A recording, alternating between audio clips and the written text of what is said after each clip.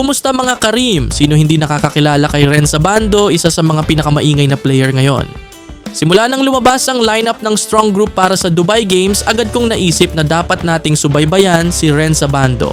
Tara at ating pag-usapan.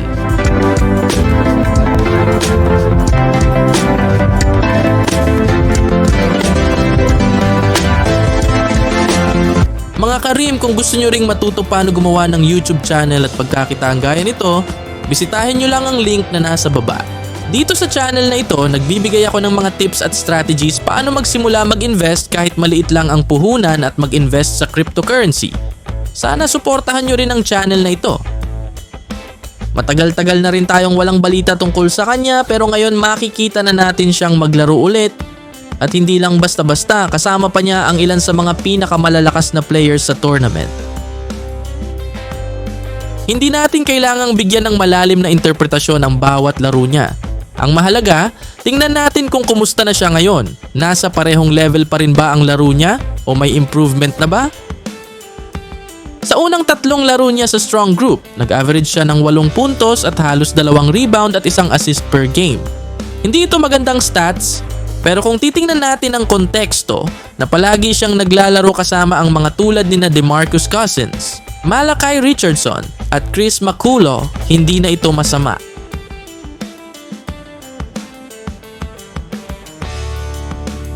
Isa sa mga inaasahan nating strengths ni Renz ay ang kanyang 3-point shooting. Base sa stats, nasa 25% ang shooting niya mula sa 3, pero base sa aking observation, maaaring nasa 33% hanggang 37% ito kung may ilang shots na hindi na isama sa official counts. Hindi man ito malaking issue, pero mahalagang malaman natin kung paano talaga siya nagpe-perform beyond the arc.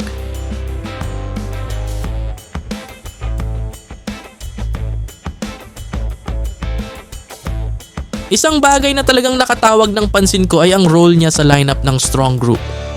Madalas siyang ginagamit bilang shooting guard na posibleng maging malaking bagay kung sakali mang tawagin siya ulit para sa Gilas Pilipinas.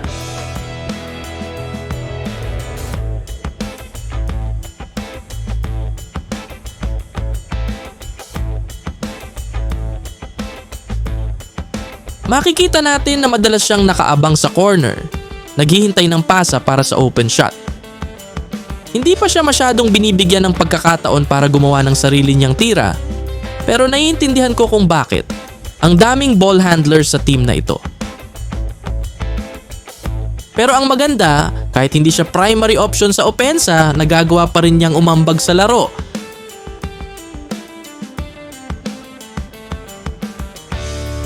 At syempre, hindi mawawala ang athleticism niya.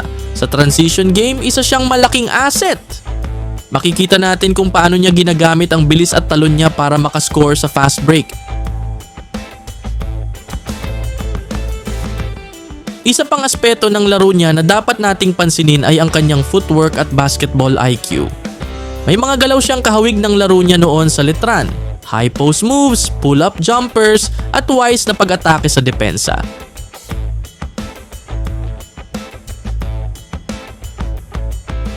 Kahit hindi siya pangunahing scorer sa Strong Group, hindi pa rin nawawala ang kanyang natural na galaw at instincts sa loob ng court. Kung i-compare natin siya sa ibang players, para siyang mix ng Scottie Thompson at Chris Newsom, hindi sa playstyle kundi sa potential. May kakayahan siyang maging impact player, pero kaya rin niyang mag-adjust at maging effective role player sa kahit anong sistema.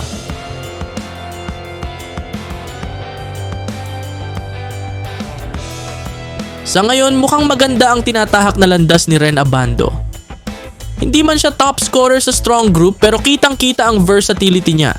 Excited akong makita kung paano pa siya mag-i-improve sa mga susunod niyang laro.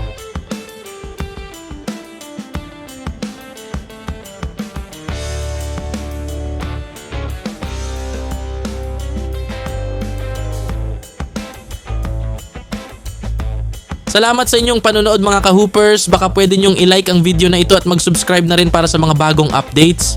Hit the notification bell para malaman nyo agad ang mga bagong videos. Maraming salamat!